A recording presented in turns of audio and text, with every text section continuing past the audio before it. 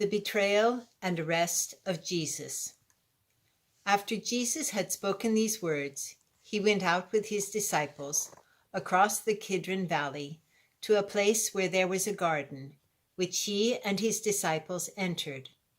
Now Judas, who betrayed him, also knew the place, because Jesus often met there with his disciples.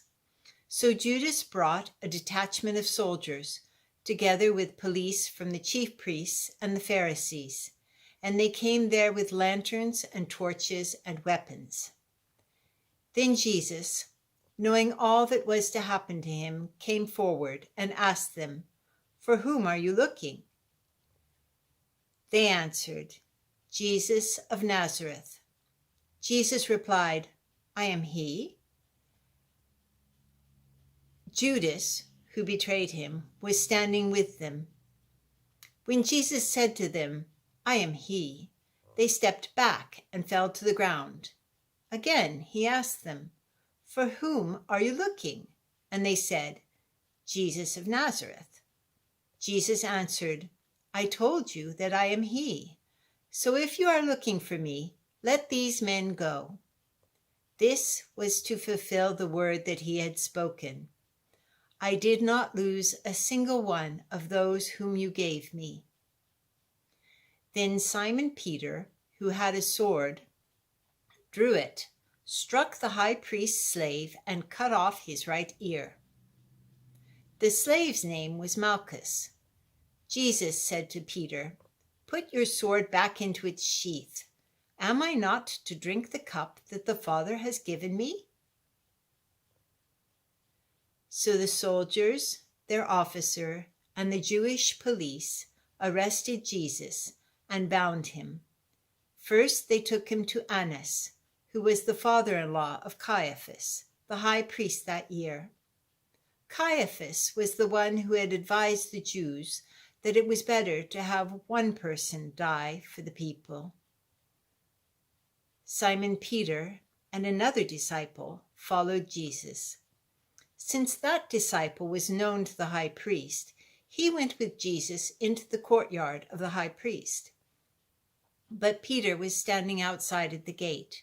So the other disciple, who was known to the high priest, went out, spoke to the woman who guarded the gate, and brought Peter in. The woman said to Peter, "You are not also one of this man's disciples, are you?" He said, "I am not." Now the slaves and the police had made a charcoal fire because it was cold, and they were standing round it and warming themselves. Peter also was standing with them and warming himself. Then the high priest questioned Jesus about his disciples and about his teaching. Jesus answered, "I have spoken openly to the world. I have always taught in synagogues and in the temple, where all the Jews come together. I have said nothing in secret. Why do you ask me? Ask those who heard what I said to them. They know what I said." When he had said this, one of the police standing nearby struck Jesus on the face, saying, "Is that how you answer the high priest?" Jesus answered, "If I have spoken wrongly, testify to the wrong. But if I have spoken rightly, why do you strike me?" Then Annas sent him bound to Caiaphas, the high priest. Now Simon Peter was standing and warming himself. They asked him, "You are not also one of his disciples, are you?" He denied it and said, "I am not." One of the slaves of the high priest, a relative of the man whose ear Peter had cut off, asked, "Did I not see you in the garden with him?" Again, Peter denied it, and at that moment the cock crowed. Then they took Jesus from Caiaphas to Pilate's headquarters. It was early in the morning.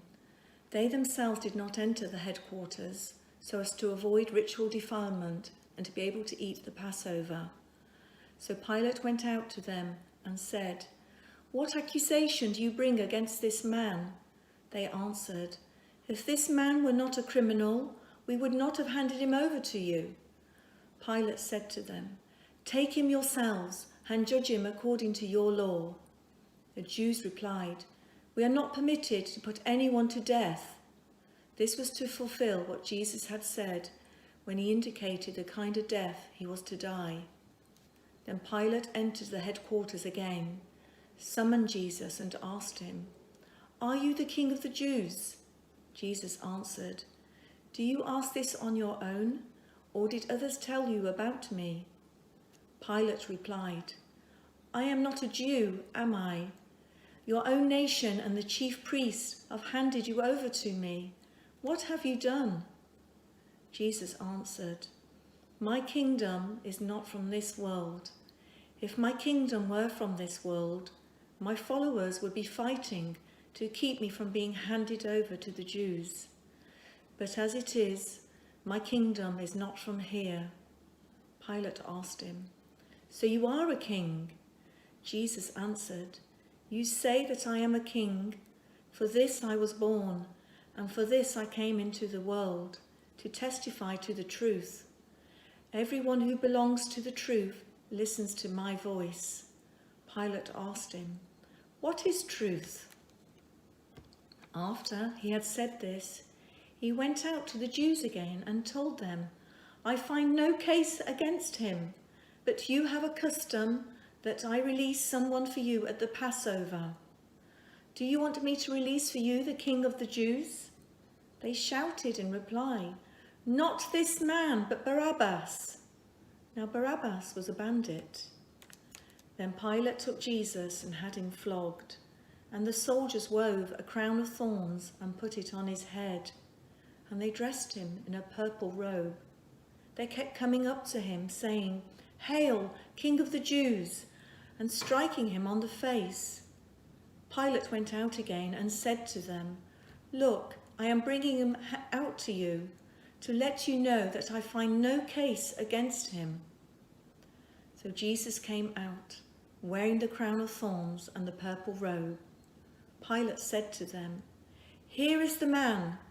When the chief priest and the police saw him, they shouted, "Crucify him! Crucify him!" Pilate said to them, "Take him yourselves and crucify him. I find no case against him." The Jews answered him, "We have a law, and according to that law he ought to die, because he has claimed to be the Son of God." Now, when Pilate heard this, he was more afraid than ever. He entered his headquarters again and asked Jesus, "Where are you from?" But Jesus gave him no answer. Pilate therefore said to him, "Do you refuse to speak to me? Do you not know that I have power to release you and power to crucify you?" Jesus answered him, "You would have no power over me unless it had been given you from above. Therefore the one who handed me over to you is guilty of a greater sin." From then on, Pilate tried to release him, but the Jews cried out, "If you release this man, you are no friend of the emperor. Everyone who claims to be a king sets himself against the emperor." When Pilate heard these words, he brought Jesus outside and sat on the judge's bench at a place called the Stone Pavement, or in Hebrew, Gabbatha. Now it was the day of preparation for the Passover, and it was about noon. He said to the Jews, "Here is your king." They cried out, "Away with him! Away with him! Crucify him!" Pilate asked them, "Shall I crucify your king?" The chief priests answered, "We have no king but the emperor." Then he handed him over to them to be crucified. So they took Jesus, and carrying the cross by himself, he went to what is called the place of the skull, which in Hebrew is called Golgotha. There they crucified him, and with him 2 others, one on either side, with Jesus between them. Pilate also had an inscription written and put on the cross. It read, "Jesus of Nazareth, the King of the Jews." Many of the Jews read this inscription because the place where Jesus was crucified was near the city, and it was written in Hebrew, in Latin, and in Greek. Then the chief priests of the Jews said to Pilate, "Do not write, 'The King of the Jews,' but 'This man said he was the King of the Jews.'" Pilate answered, "What I have written, I have written." When the soldiers had crucified Jesus, they took his clothes and divided them into 4 parts, one for each soldier. They also took his tunic. Now the tunic was seamless, woven in one piece from the top. So they said to each other, "Do not let us tear it, but cast lots to see who will get it." This was to fulfill the scripture that says, "They divided my clothes among them, and for my clothing they cast lots." And that is what the soldiers did. Meanwhile, standing near the cross of Jesus was his mother and his mother's sister Mary, the wife of Clopas, and Mary Magdalene. When Jesus saw his mother and the disciple whom he loved standing beside her, he said to his mother, "Woman, here is your son." Then he said to the disciple, "Here is your mother." And from that hour the disciple took her into his own home. After this, when Jesus knew that all was now finished, he said, in order to fulfill the scriptures, "I am thirsty." A jar full of sour wine was standing there, so they put a sponge full of wine on a branch of hyssop and held it to his mouth. When Jesus had received the wine, he said, "It is finished." Then he bowed his head and gave up his spirit. Since it was the day of preparation, the Jews did not want the bodies left on the cross during the Sabbath, especially because that Sabbath was a day of great solemnity. So they asked Pilate to have the legs of the crucified men broken and the bodies removed. Then the soldiers came and broke the legs of the first and of the other who had been crucified with him. But when they came to Jesus and saw that he was already dead, they did not break his legs. Instead, one of the soldiers pierced his side with a spear, and at once blood and water came out.